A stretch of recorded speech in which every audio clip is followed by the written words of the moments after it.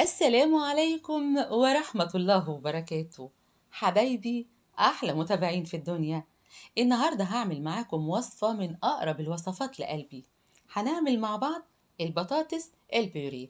هنعملها بطريقة سهلة، أتمنى تعجبكم وأتمنى أكتر إنكم تعتمدوها.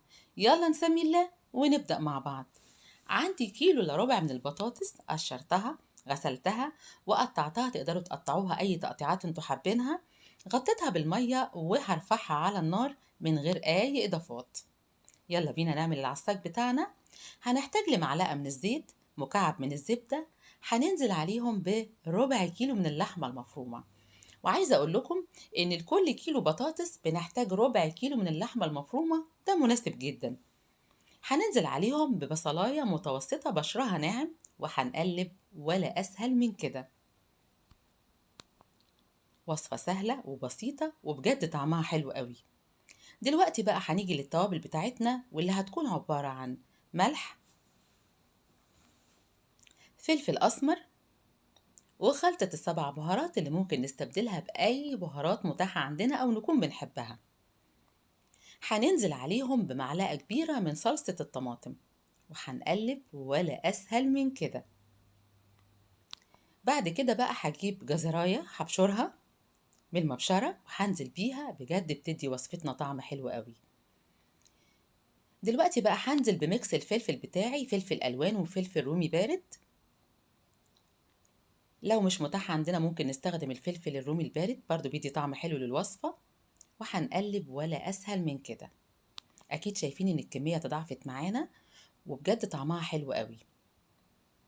دلوقتي بقى هروح للبطاطس بتاعتنا اللي استوت، وأنا هستخدم مهرسة البطاطس. لو ما كانتش متاحة عندنا ممكن نستخدم شوكة، مفيش فيها مشكلة. وهنبتدي نهرس البطاطس بتاعتنا ولا أسهل من كده. الموضوع سهل جدا وبسيط جدا للغاية. دلوقتي هنحتاج مكعبين من الزبدة، هننزل بيهم. طبعا البطاطس بتاعتنا لسه سخنة، فهيبقى سهل جدا ان الزبدة بتاعتنا تدوب. ممكن كمان تطلعوها تخلوها في المطبخ وانتوا بتشتغلوا على الوصفة. الخطوة اللي جاية بقى اختيارية. الخطوة اللي جاية هتكون عبارة عن معلقة كبيرة من القشطة، هي قشطة الحليب اللي أنا بجيبه. بشيل القشطة بتاعته في الفريزر وبستخدمها.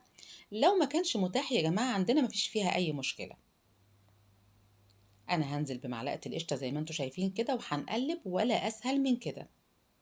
وزي ما قلنا، زي ما كانش متاح ممكن نكتفي بمكعبات الزبدة اللي هننزل بيها.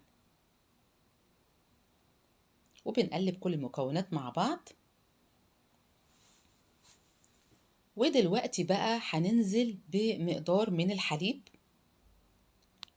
المقدار اللي احنا محتاجينه في الوصفة بتاعتنا هو ربع كيلو ربع كوباية من الحليب، زي ما انتوا شايفين كده. طبعا يفضل انكم تعايروا الربع كوباية، يعني ما تعملوش زيي انا عشان بس بشتغل كتير في المطبخ ما عنديش مشكلة. لكن ممكن نعاير ربع كوباية من الحليب تبقى معانا عشان ما نزودش.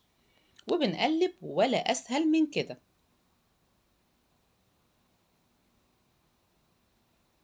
وكده تبقى البطاطس بتاعتنا جاهزة. هننزل عليها ببسيط من الملح والفلفل الأسمر. طبعا احنا ما حطيناش للبطاطس بتاعتنا وهي بتتسلق أي توابل. هنجيب بقى الصينية بتاعتنا أو الطاجن المتاح عندنا وهندهنه بالزبدة.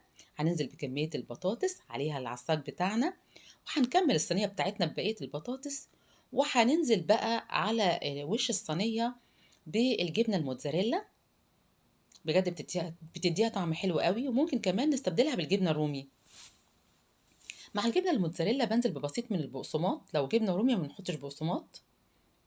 فرن على درجه حراره 180. بتاخد معانا حوالي من نص ساعه لنص ساعه لخمس دقايق، بتكون جاهزه معانا زي ما هتشوفوها بالظبط. اتمنى من قلبي انها تعجبكم، واتمنى اكتر انكم تعتمدوها، واتمنى كمان اعرف رايكم في التعليقات. يا ريت إذا الفيديو عجبكم ما تبخلوش عليا بلايكاتكم الحلوة، شير للفيديو، اشتراككم في القناة. واستنوني دايما في المطبخ مع سنة. بحبكم. السلام عليكم ورحمة الله.